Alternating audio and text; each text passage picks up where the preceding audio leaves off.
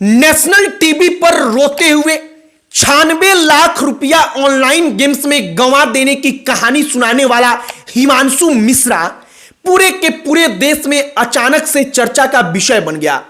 वो इतना ज्यादा वायरल हो गया कि बड़े बड़े लोग उसको बुलाकर अपने पॉडकास्ट में बिठाकर उसकी कहानी को सुनाने लगे। और अब अगला लाइन जो हम बोलेंगे उसको सुनने के पहले आप धैर्य रखिएगा, वरना आपके पैरों तले जमीन खिसक जाएगी। वो हिमांशु मिश्रा हर जगह पर बताता है कि 96 लाख रुपया हम कर्ज में हैं क्योंकि हम ऑनलाइन सट्टा खेलते थे और उसमें हम हारते चले गए। वो बताता है कि हम बिहार के रहने वाले हैं, लेकिन असलियत में उसका बिहार से कोई लेना देना है ही नहीं। उसका घर बिहार में नहीं बल्कि वो उत्तर प्रदेश के कानपुर का रहने वाला है। वो एक नंबर का झूठा है और हम ऐसा इसलिए कह रहे हैं क्योंकि हिमांशु मिश्रा रोने में माहिर है। जो कहानी वो नेशनल मीडिया को सुनाता है वैसी ही कहानी वो कई साल पहले कई अलग अलग लोगों को सालों से सुनाता आ रहा है और लोग उसके जाल में फंसकर उसकी मदद भी कर देते हैं। अब आगे आपको पूरी कहानी बताएंगे, उसकी सच्चाई बताएंगे। 96 लाख रुपया ऑनलाइन गेम्स में हार जाने वाले लड़के हिमांशु मिश्रा की, जो खुद को बिहारी बताता है लेकिन बिहार में उसका घर है ही नहीं। आगे बातचीत करने से पहले हमारा नमस्कार स्वीकार करिए। हमारा नाम मोहित कुमार सिंह है और सबसे पहली लाइन हम कहेंगे कि सोशल मीडिया पर जो कुछ देखिए उस पर बिना जांच पड़ताल किए विश्वास कर लेना आप छोड़ दीजिए। अब कहानी सुनिए। हिमांशु मिश्रा के पिता का नाम है कौशल किशोर मिश्रा। दैनिक भास्कर ने पूरी की पूरी पड़ताल की है, उसने पूरी की पूरी रिपोर्ट प्रकाशित की है। उसमें हिमांशु के परिवार के बारे में बताया गया है कि हिमांशु का परिवार कानपुर में रहता है, जबकि वो हर किसी को बताता है कि वो बिहार का रहने वाला है। हिमांशु का एक और भाई है जिसका नाम ईशु है। ईशु अच्छी नौकरी करता है, उसकी पत्नी है, उसकी शादी हो चुकी है, पूरा का पूरा परिवार अच्छे से रहता है। और हिमांशु की आदत जो थी वो इतनी खराब थी कि पूरे के पूरे परिवार ने उससे परेशान होकर उससे किनारा कर लिया। दैनिक भास्कर ने अपनी रिपोर्ट में बताया कि कानपुर के रहने वाले अक्षय त्रिवेदी नाम के एक आदमी उसके पास फोन करते हैं उसके ऑफिस में और कहते हैं कि ये जो लड़का है वो लड़का एक नंबर का फ्रॉड है। वो कहानी बताते हुए कहते हैं कि कुछ दिन पहले वो हमको मिला था, कई महीना पहले वो पेन बेच रहा था। वो पेन बेचते हुए मेरे पास आया, कहा कि इसको खरीद लीजिए और रोने लगा।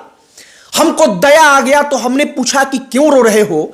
उसने कहानी बताई कि हम बिहार के रहने वाले हैं, हम बहुत गरीब हैं लेकिन पढ़ना चाहते हैं, आर्थिक स्थिति ठीक नहीं है, कोई मदद करने वाला नहीं है।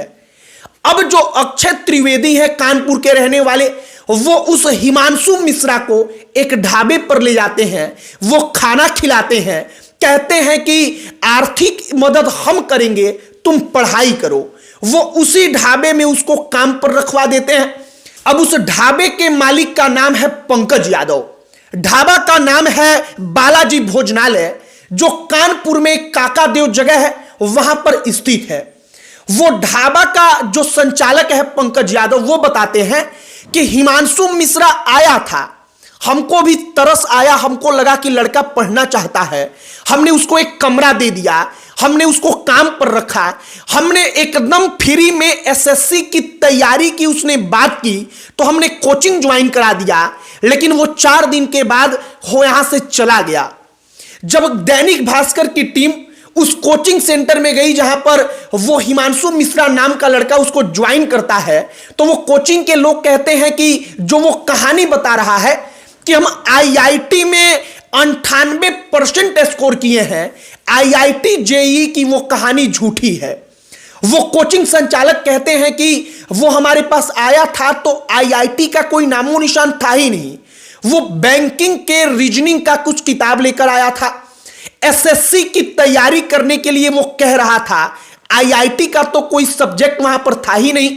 हमने एसएससी के लिए उसको अपने कोचिंग में एडमिशन दिया और वो मात्र 2 दिन क्लास करने आया और बिल्कुल मुफ्त में उसको शिक्षा मिल रही थी, फिर भी उसने वहां पर पढ़ाई नहीं की। वही हिमांशु मिश्रा अलग अलग लोगों को इस प्रकार की कहानियां सुनाते हुए अपना जीवन व्यतीत कर रहा था। अब इसी प्रकार से आप कहानी समझिए, नेशनल मीडिया का कार्यक्रम चलता है, वहां पर वो मौजूद रहता है, मौका मिलते ही वो अपनी कहानी को वहां पर बताता है। और चूंकि तमाम जो लोग दैनिक भास्कर के रिपोर्ट में मिलते हैं जिन्होंने पूर्व में उसकी मदद की है, वो कहते हैं कि वो रोने में बड़ा एक्सपर्ट था, हर बात में रो देता था कि आपको दया आ जाए। वो लड़का वहां पर भी रोता है, लेकिन इसके बाद दैनिक भास्कर ने जब पूरा का पूरा रिपोर्ट प्रकाशित किया तो उसकी सच्चाई सामने आई। उसके पिता का नाम है कौशल किशोर मिश्रा, वो लोग कानपुर में रहते हैं। उस परिवार वालों को अब भी हिमांशु से कोई मतलब नहीं है। और सच मानिए तो 96 लाख रुपया कोई लड़का गेम में तब हारेगा जब उसके पास 96 लाख रुपया आएगा। हिमांशु मिश्रा का शक्ल जो है, सूरत जो है, वो देखकर हमको पहले ही लगा था कि इसको 96 लाख रुपया भैया देगा कौन हारने के लिए। मतलब कहीं से उसको पहले 96 लाख चाहिए, तो तब तो वो गेम में लगाएगा और हारेगा। और सोशल मीडिया पर वो अपनी झूठी कहानी को परोसता है और उसकी झूठी कहानी रातों रात वायरल हो जाती है। वो रातों रात बड़े बड़े पॉडकास्ट में, इंटरव्यू में बुलाया जाने लगता है। और अब शायद आपको समझ में आ रही हो कि सोशल मीडिया की दुनिया कैसी है। फिलहाल हिमांशु मिश्रा 96 लाख के कर्ज में रहने वाले उस लड़के की असली कहानी यही है।